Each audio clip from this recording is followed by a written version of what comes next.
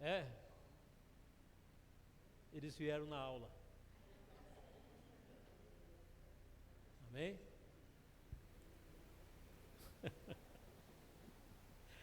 Louvado seja o Senhor. Mas, queridos, vamos abrir nossas Bíblias em Mateus capítulo 5.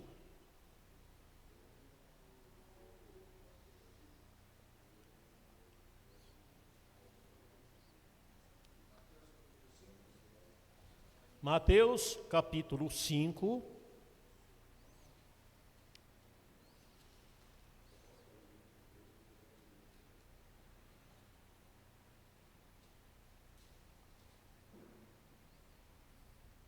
Quem encontrou, diga amém. Vamos ler Mateus 5, do verso 13 ao verso 16, que diz assim: Vós sois o sal da terra, e se o sal for insípido, com que há de se salgar? Para nada mais presta, senão para ser lançado fora e ser pisado pelos homens. Vós sois a luz do mundo, e não se pode esconder uma cidade edificada sobre um monte, e nem se acende a candeia e se coloca debaixo do alqueire, mas no velador, e dá luz a todos que estão em casa. Assim resplandeça também a vossa luz diante dos homens, para que vejam vossas boas obras e glorifiquem vosso Pai que está nos céus. Amém? Nosso Deus, nosso Pai, agradecemos a Ti, Senhor, por essa terça-feira, por essa palavra que acabei de ler agora, que o Senhor colocou no meu coração para trazer aos Teus filhos nessa noite, através desses estudos de terça-feira. Peço a Ti, abra nosso coração ao entendimento da Tua palavra e dai-nos, Senhor, a responsabilidade de nos comprometermos com aquilo que é de Tua vontade, que não sejamos apenas meros religiosos, mas autênticos cristãos, que sejam praticantes da Tua verdade. Peço a Ti que seja assim, no nome de Jesus. Amém? Podeis assentar, meus irmãos.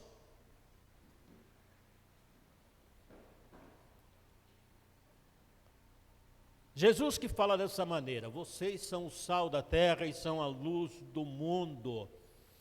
E ao mesmo tempo ele já fala, só que se o sal não salgar, não fazer o papel dele, então ele não presta para nada, a não ser para ser jogado fora e ser pisado pelos homens. Nossa, que coisa séria, né, que Jesus fala. Tem que ser sal e sal bom. Tem que salgar, tem que temperar, tem que dar sabor. E o sal é interessante, né? Um tempero que ele tem uma medida certa, que tudo que você salga demais é horrível. Uma comida com muito sal é insuportável. Por outro lado, uma comida sem sal é sonsa, sem sabor, porque falta o tempero. Olha, num restaurante pode faltar todos os temperos que eles usam lá, que usam uma infinidade de temperos. Mas se faltar o sal, faltou tudo.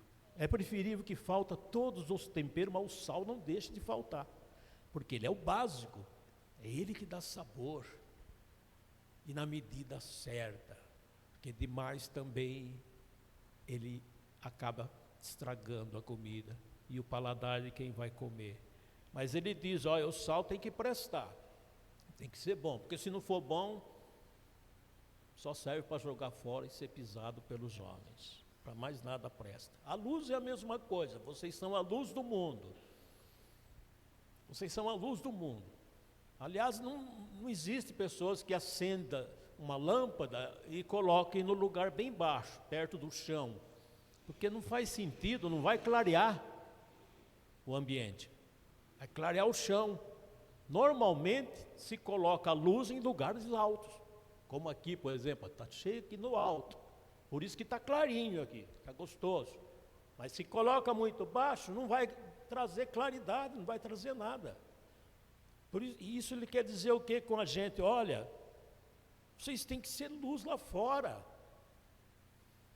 diante das trevas, porque a luz só tem a sua finalidade onde tem escuro. Se não tiver escuro, não tem finalidade nenhuma.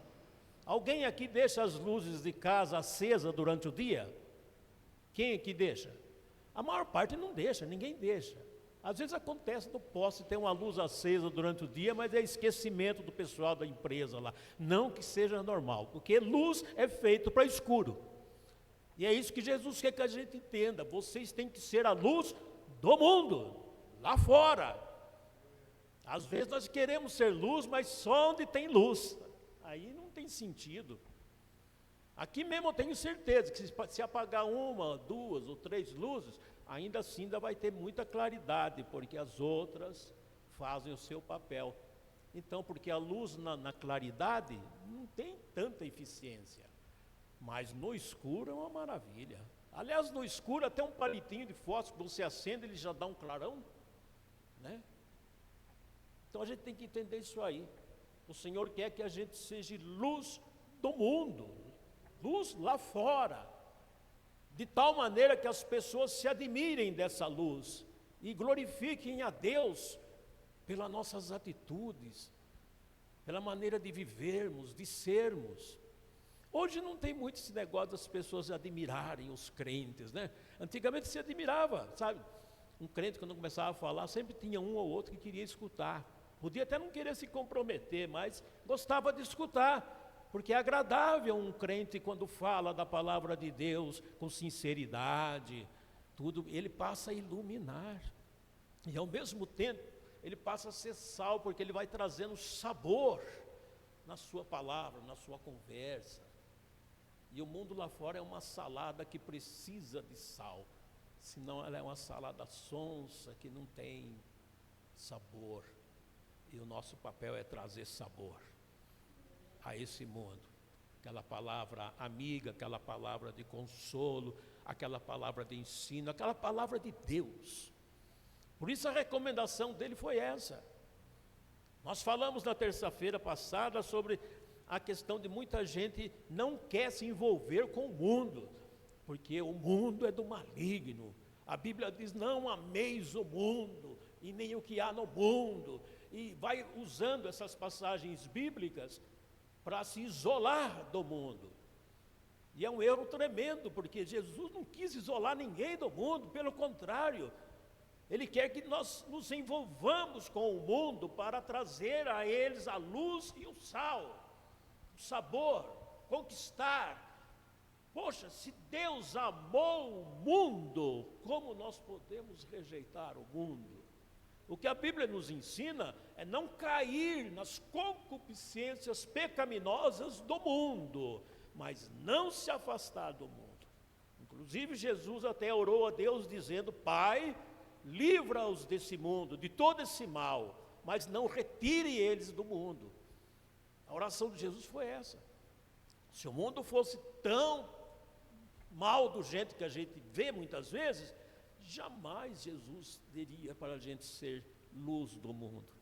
Ele ia dizer: seja luz na sua casa, seja luz na igreja, mas não no mundo. Ele não faria isso. Daí mas ficaria sem sentido, porque vai ser luz onde tem luz? Não, tem que ser luz onde tem escuro, é nas trevas. De que maneira iríamos evangelizar, pregar sobre Jesus, se não fosse no mundo? Ia pregar, ia evangelizar dentro da igreja, evangelizar para crente? Não faz sentido. Não faz sentido. A Bíblia diz que todos lá fora estão cegos, porque o diabo cegou o entendimento de todos os incrédulos, para que não resplandeça o quê? A luz de Cristo. E é a nossa função levar essa luz. Que Deus nos ajude, amém? A prosseguir com essa instrução do Senhor. Mas, querido, todo crente cristão, ele deve influenciar toda a sociedade. Ele tem que ser alguém diferente, mas que traga influência para a sociedade.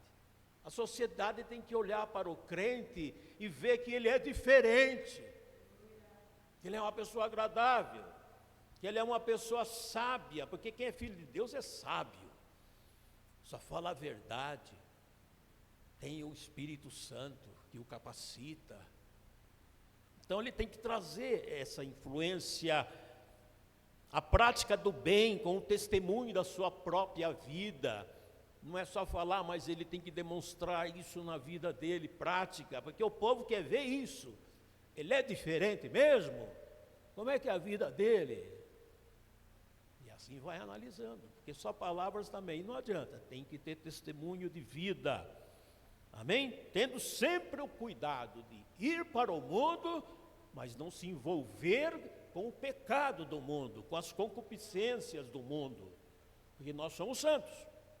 E devemos ser santos em toda maneira de viver. Quem crê assim, diga amém. Amém. O modo de viver do cristão, precisa cuidado, porque ele tanto pode exaltar a pessoa de Cristo, como ele pode também denegrir a imagem de Cristo, com o seu mau testemunho.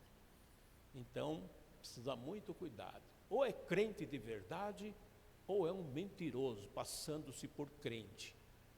Porque se nós não testemunharmos a nossa vida, e a nossa palavra, o nosso linguajar, o nosso comportamento, a nossa maneira de se vestir, a nossa maneira de ser, nós não iremos conquistar o mundo nunca. Porque se nós não formos diferentes, quem que vai nos dar atenção? Não pode ser assim. Hoje está difícil, né? Hoje está muito igual, muito igual. Eu me lembro que antigamente a gente conhecia um crente de longe, de longe. Eu era um deles que eu não gostava de crente. Eu era muito católico, católico roxo. Então quando eu saía para as ruas, passei alguma coisa e eu via um crente que vinha vindo, porque a gente conhecia pela roupa, pelo traje, pela maneira séria de ser, tudo.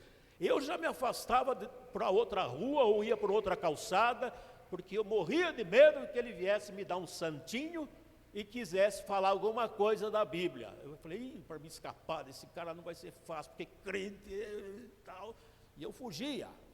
Mas havia essa diferença, a gente conhecia quem era crente só pelo olhar, só pela fisionomia, só pelo vestimento, a maneira de se arrumar, tudo. Porque o crente é chique, meu. O crente anda bonito, né? E quem não é crente anda de qualquer jeito. Eu lembro que eu andava de qualquer jeito, não estava nem aí. A gente se diz que é livre, eu sou livre, não sou que nem os crentes que tem que andar e tudo. Não, eu sou livre. E eu não queria essa conversa com eles. Mas eu estou falando a respeito da diferença. O crente, ele dá testemunho em tudo. Por isso que Jesus fala, sede santos em toda maneira de viver. Não é só em algumas. É em toda. O crente, ele dá testemunho da maneira dele ser, da maneira dele se comportar, da maneira dele se vestir, enfim, tudo isso. E a vontade de Deus que é essa. Quem crê assim, diga amém. Na questão de boas obras que devemos fazer para Deus, para o cristão hoje, fazer o bem significa o quê? Ser bonzinho. Ser legal, sorrir, ter amizade com todo mundo. Sabe que para muita gente a questão de fazer o bem é isso aí. Mas, na verdade, não é. As boas obras que a Bíblia ensina que devemos fazer nem é sequer serviços. Mas a boa obra significa viver segundo as regras da palavra de Deus. Se você obedecer a palavra de Deus, se você aceitar a direção do Espírito na sua vida, não fazer nada por conta, vai fazer só aquilo que o Espírito manda você fazer e ser guiado por Ele, e para isso exige o quê? Convivência com a palavra, comunhão com a palavra e seriedade naquilo que faz. Isso é fazer o bem.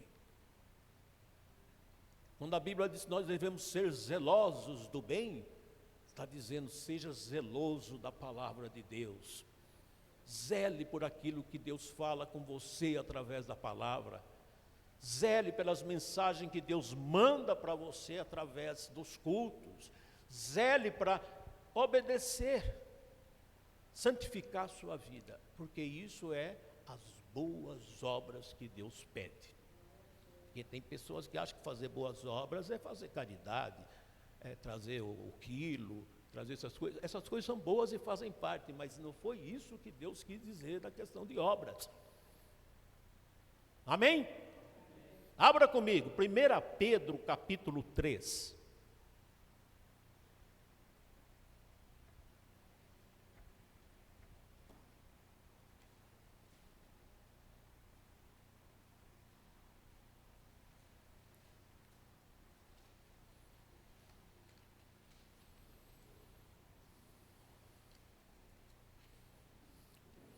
Primeira Pedro, capítulo 3, quem encontrou, diga amém. Nós vamos ler do verso 8 ao verso 17.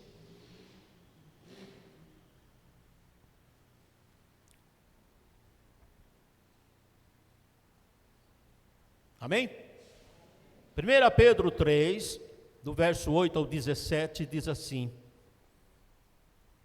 E finalmente, sede todos de um mesmo sentimento, compassivos, amando os irmãos entranhavelmente, misericordiosos e afáveis, não tornando mal por mal, ou injúria por injúria, antes, pelo contrário, bendizendo, sabendo que para isto fostes chamados, para que por herança alcanceis a bênção.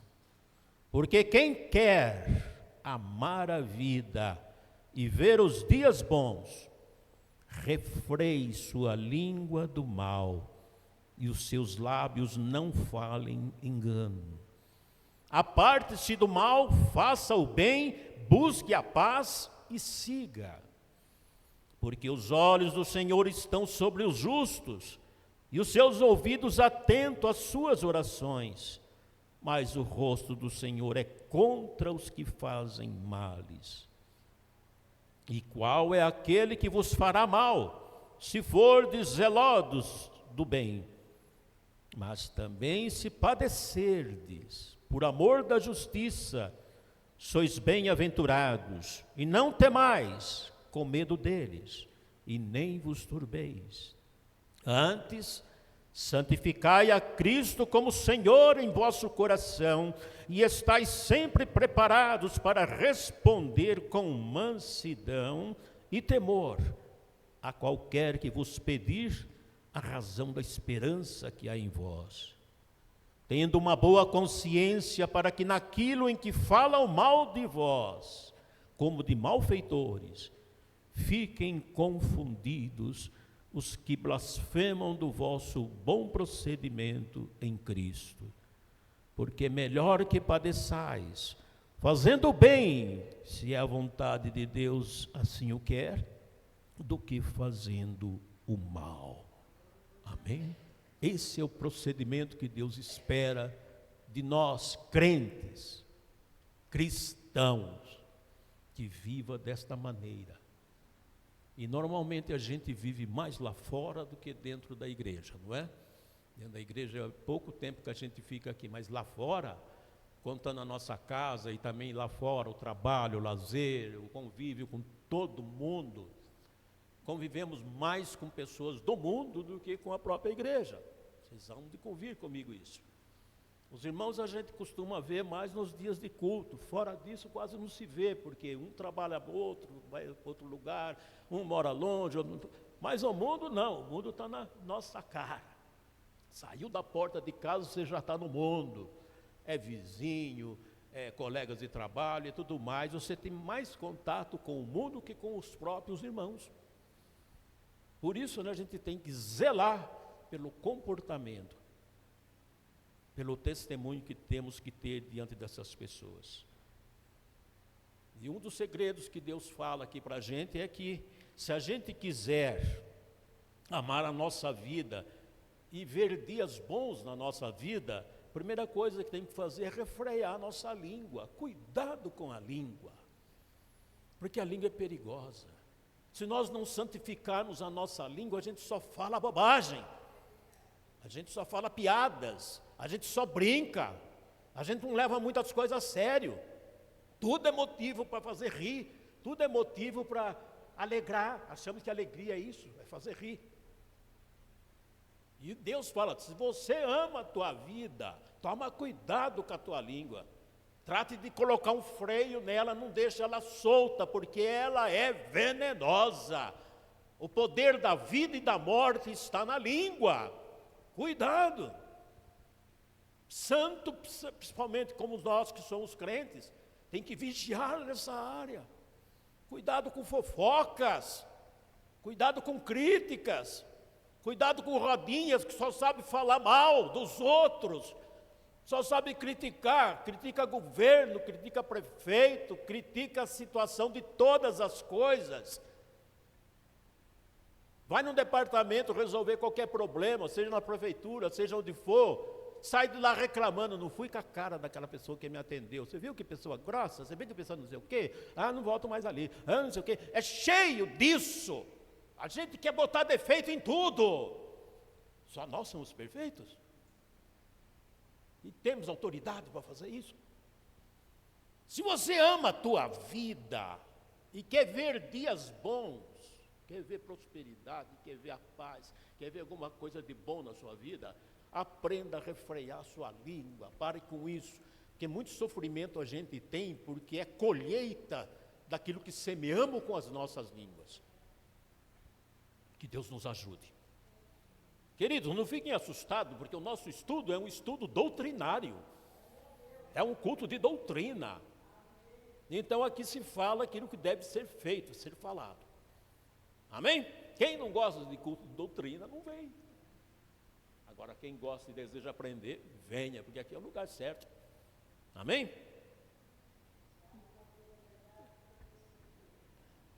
Hã? Amém, é verdade. Está certo, é isso mesmo.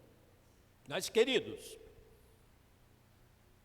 comportamento entre crentes, cristãos e a sociedade é muito sério. Outro assunto importante sobre essa questão é a questão da liberdade cristã. A liberdade cristã. O exercício da liberdade cristã, amados, pelo cristão não é simples. E também nem é fácil como muitos imaginam. Porque muitos acham que liberdade cristã é fazer o que dá na telha. Ah, eu sou livre. Sou cristão, sou livre. Antes eu não era, mas hoje eu sou livre. Cristo me libertou. E aí faz o que dá na telha e acha que está usando da liberdade cristã. Não só esse livro que nós lemos agora fala sobre liberdade cristã, mas também outros livros. Gálatas mesmo ensina muito sobre isso. Romanos, 1 Coríntios, são livros que ensinam sobre a liberdade cristã. Por que muitos costumes do mundo lá fora entram na igreja hoje? Porque a igreja acha que ela tem liberdade. Não, eu sou livre. Eu sou livre. Eu sou livre. Se eu quero fazer um cabelo moicano, ninguém tem que achar ruim dizer que eu sou crente, estou dando escândalo. Não, eu sou livre. Se eu uso uma roupinha escandalosa, ninguém pode falar nada, não, porque eu sou livre. E Deus conhece meu coração e vê meu coração. Deus não vê a aparência. E nos julgamos dessa maneira, abusando da liberdade cristã. E não é isso que a Bíblia ensina. A liberdade cristã é para nós fazermos a vontade de Deus. A liberdade cristã significa ser guiado pelo Espírito, seguir os ensinamentos de Cristo. Eu sou livre para fazer a vontade de Deus.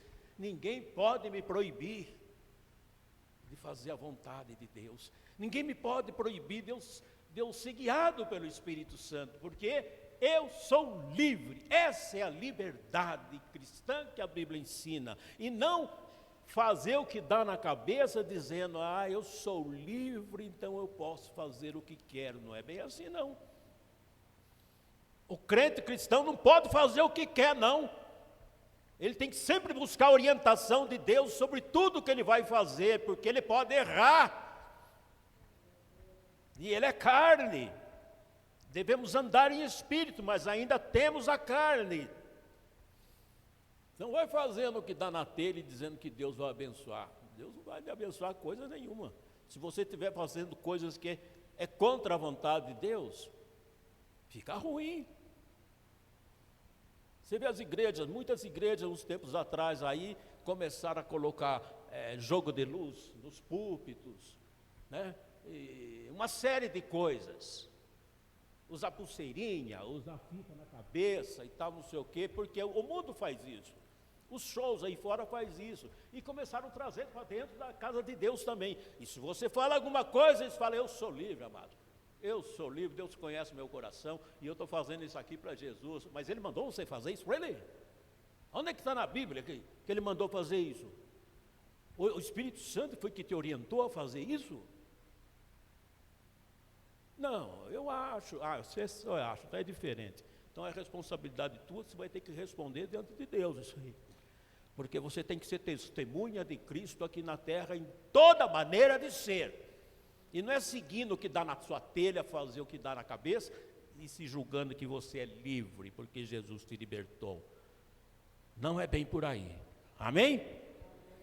Queridos, a conduta, toda conduta e comportamento que não tem base bíblica é pecado.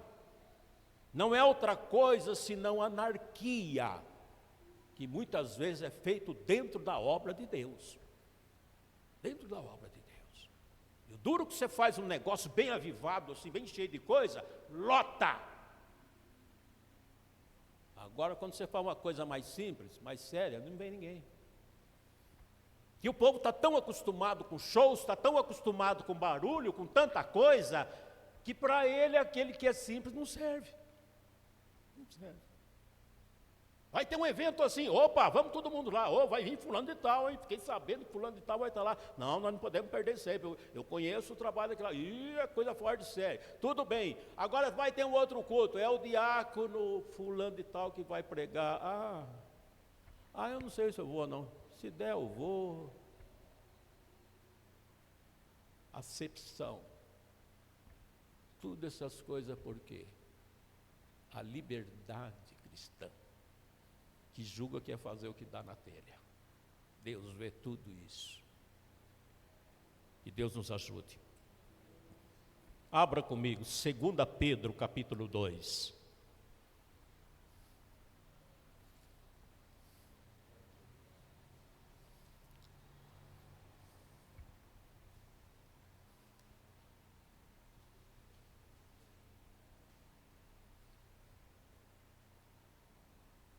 Segunda Pedro, capítulo 2, do verso 20 ao 22, diz assim: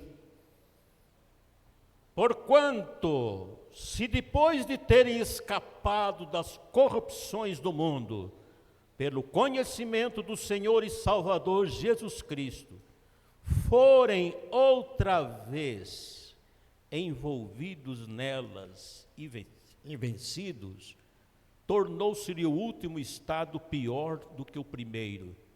Porque melhor lhes fora não conhecerem o caminho da justiça, do que conhecendo se desviarem do santo mandamento que lhes fora dado. Desse modo, sobreveio-lhes o que por um verdadeiro provérbio se diz: o cão voltou ao seu próprio vômito e a porca lavada ao despojadouro de lama. Olha que coisa terrível. Depois de ter escapado das corrupções do mundo, que é o nosso caso, éramos do mundo, fazíamos tudo errado, andávamos na carne e só cumpríamos o desejo da carne, só andávamos na moda, só queríamos a moda, tudo que era do momento fazíamos. Mas aqui diz quando escapamos, quer dizer, quando fomos pescados por Jesus, que Ele nos chamou, deixamos todas essas coisas. E agora passamos a ser diferentes, passamos a ser cristãos, filhos de Deus. Agora ele diz, cuidado, porque se você voltar a começar a obedecer às coisas do mundo e andar pela direção de muitas coisas que é do mundo, vocês já estão desviados, vocês já estão afastados. Aí é como vocês, como o cão que vomitou e depois voltou a comer o próprio vômito. Olha que coisa horrorosa. Olha como Deus faz a comparação. Como é sério ser crente, como é sério ser cristão, gente. Não é fazer o que dá na telha. Ou segue a Deus como deve, ou vamos pagar muito caro por isso. Pensou que horror naquele dia que o Senhor vier, e a gente esperando que Ele nos leve para o céu, porque é isso que todo mundo espera. Chega na hora, Ele não nos leva, porque nós somos um cão comendo o próprio vômito, por causa do proceder de nossas vidas. Não seguimos a orientação do Espírito, mas seguimos a orientação da nossa cabeça. Não, eu sou cristão, sou crente, mas não sou careta, não. Ah, não, careta não. Eu gosto de andar mais ou menos na moda. Se a turma está usando tal coisa, eu quero usar também. Ah, não, o palavreado, eu também não posso ficar falando assim, que nem crente e careta. Eu tenho que ser meio popular. Eu tenho que entrar na conversa e tal, não sei o quê. E vá fazendo assim, fazendo uma mistura.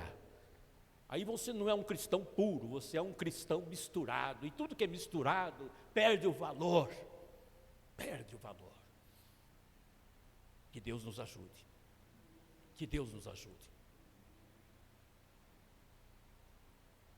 Queridos, o temor do Senhor, os ensinos da palavra de Deus, a direção do Espírito Santo e o seu poder, quando está atuando nas nossas vidas, ele nos leva ao correto uso da autêntica liberdade. Porque a verdadeira liberdade é servir a Deus, autenticamente. Essa é a verdadeira liberdade. O Senhor nos libertou. Lembre-se que Ele diz, conhecereis a verdade e ela vos libertará. A verdadeira liberdade está em obedecer a Deus e andar nos seus caminhos. Amém? Em suma, o autocontrole impelido pelo Espírito Santo é a única base duradoura para a liberdade. Só Ele pode nos dar essa liberdade. Só Ele pode nos capacitar a ser livres diante de Deus. Fora Ele, ninguém é livre coisa nenhuma, está preso em alguma coisa. O homem inteiramente controlado por Deus é verdadeiramente livre. Por isso que no Evangelho diz, se verdadeiramente o Filho vos libertar, aí sereis livres. Se não houver a libertação por parte dele, ninguém consegue ser livre, não. Todo mundo continua com a mente do mundo ainda e com os procedimentos lá de fora. Que Deus nos ajude, amado. Nós queremos, se não tomar cuidado, nós queremos sempre satisfazer a nossa carne. Lembre-se que ainda temos a carne para dominá-la. E a nossa carne que anseia por fazer coisas que é contrário à vontade de Deus. É contrário. Hã? Água pode.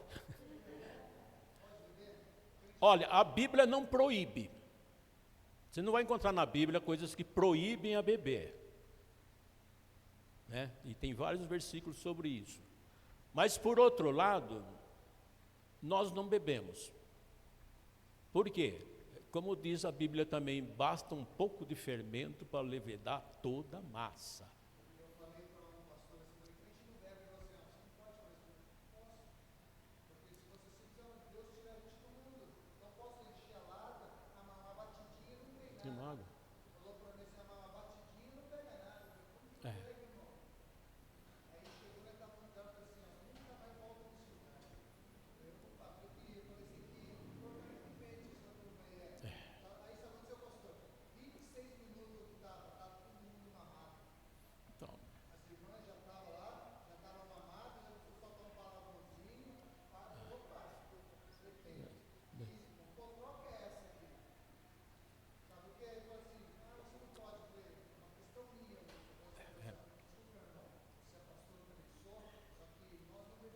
nós não bebemos.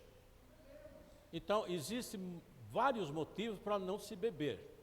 Não que a Bíblia está proibindo. Entendeu? Mas eles pegam aquela base, Jesus ia lá, que eles estavam bebendo. eles usam isso. É a base que eles usam.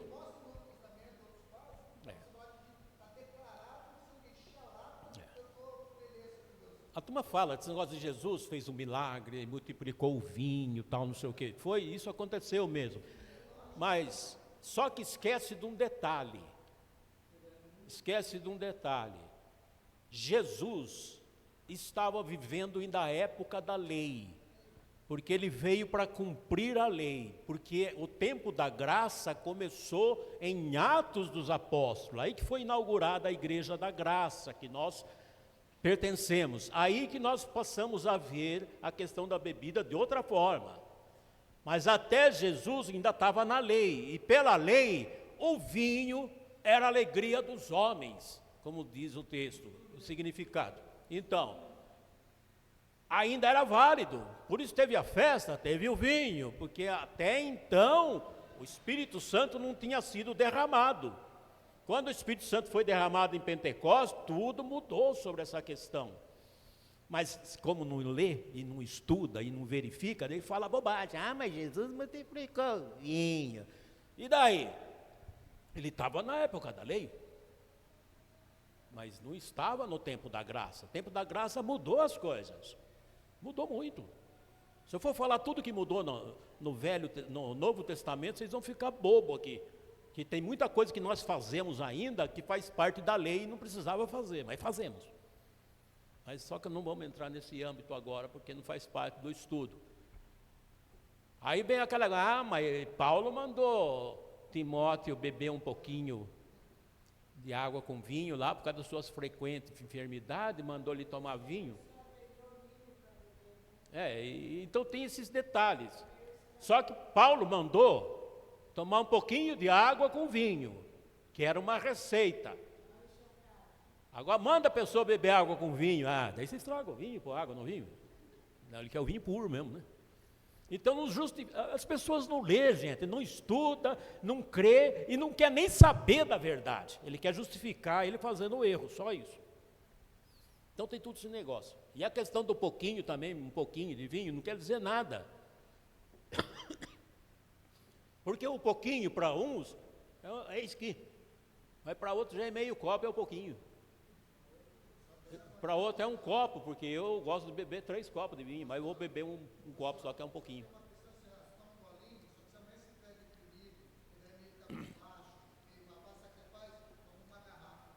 Mas é assim mesmo.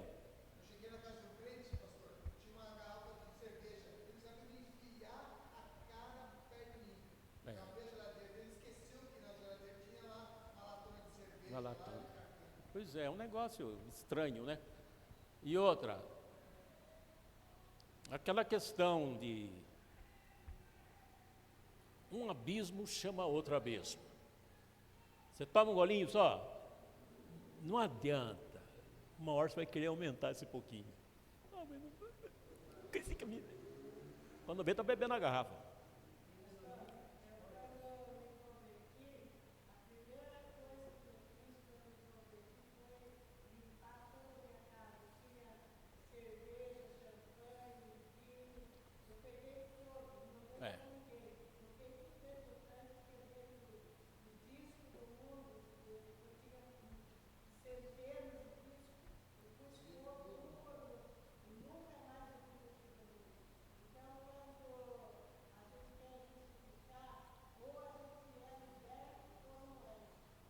Ou é liberto ou não é. E isso mesmo.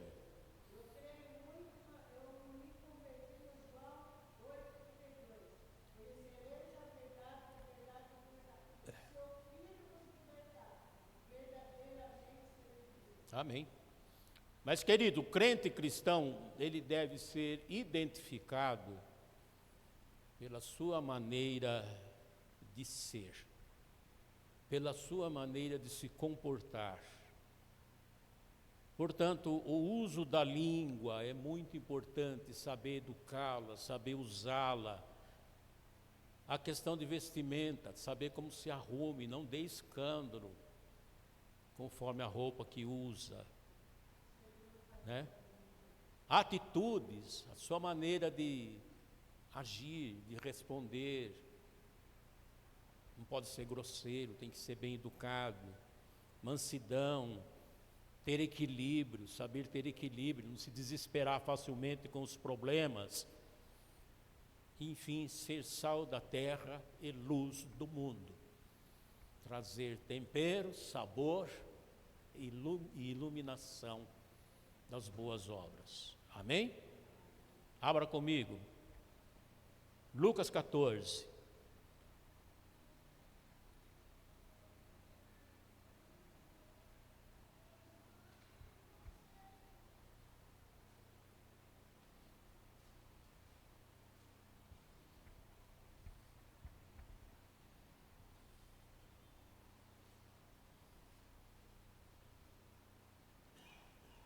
Lucas 14, do verso 13 ao 15, aliás, Lucas 14, do verso 33 ao 35, diz assim: Assim, pois, qualquer de vós que não renuncia a tudo quanto tem, não pode ser meu discípulo.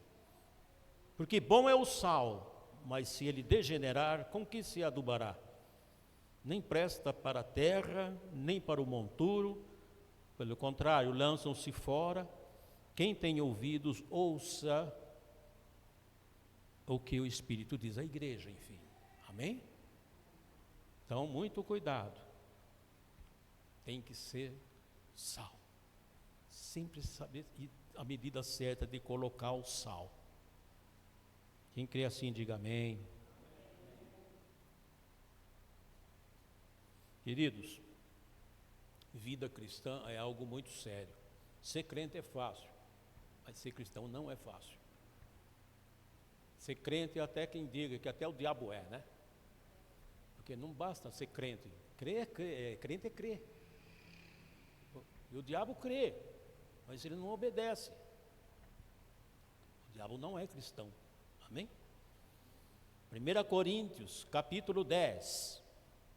Do verso 32 ao 33.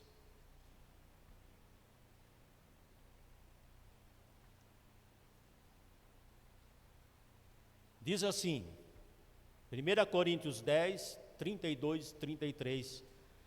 Portai-vos de modo que não deis escândalo, nem aos judeus, nem aos gregos, e nem à igreja de Deus. Como também em tudo agrade a todos, não buscando o seu próprio proveito, mas o de muitos, para que assim se possam salvar. Amém? Nunca faça as coisas para alcançar um proveito próprio. A gente precisa muito cuidado com essas coisas, né? Tudo que for fazer tem que ter um objetivo cristão, para que muitos proveitem daquilo que nós fazemos e possam, através do nosso testemunho, da nossa maneira de ser, possam alcançar a salvação. É uma coisa que nós temos que guardar pelo resto da nossa vida, amado. Ganhar almas para Jesus é mais através dos exemplos do que da própria palavra. Só falar não resolve. Porque o mundo está de olho nas nossas atitudes. O que eu faço para as pessoas se interessarem pela palavra de Deus? É o que conta. E o que eu vejo de gente falar mal de crente, crente faz isso, faz aquilo, e muitas vezes tem até razão. Como é que vai ganhar alma para Jesus vivendo de qualquer maneira? Eu vi uma frase uma vez num estudo que dizia assim: olha, eu acredito em Jesus, eu acredito nos crentes que falam sobre Jesus, sobre a Bíblia, eu acredito em tudo isso. Eu só não aceito ser crente porque eu não concordo com a maneira de vida que os crentes têm. Olha que coisa horrível falar isso. Porque eu vejo, testemunho de muitos crentes que não tem nada a ver com aquilo que eles pregam. Isso é horrível. Isso é horrível. Porque o mundo quer ver se tem diferença. Se tiver diferença, fica mais fácil de ganhá-los para Jesus. E eles vão se interessar, porque vê que é diferente. Nossa, Deus realmente trabalhou na vida dele. É um milagre a maneira que ele vive, quase ninguém vive assim. Que coisa maravilhosa. E eles vigiam a gente para ver se a gente não erra. Então, amados, é mais testemunho de vida, prática de vida, do que blá, blá, blá. Amém? E tem crente que fala muito bem, tem crente que, nossa, é uma enciclopédia quando ele abre a boca. Mas a vida, muitas vezes, não corresponde a metade daquilo que ele fala. Que Deus nos ajude. Somos pecadores, erramos, falhamos, muitas vezes. Mas Jesus pode nos libertar à medida que nós nos apegarmos à verdade. E a verdade tem esse poder de nos libertar. E sermos vasos de bênção na mão do Senhor para poder ganhar esse mundo lá fora. Amém? Fique de pé.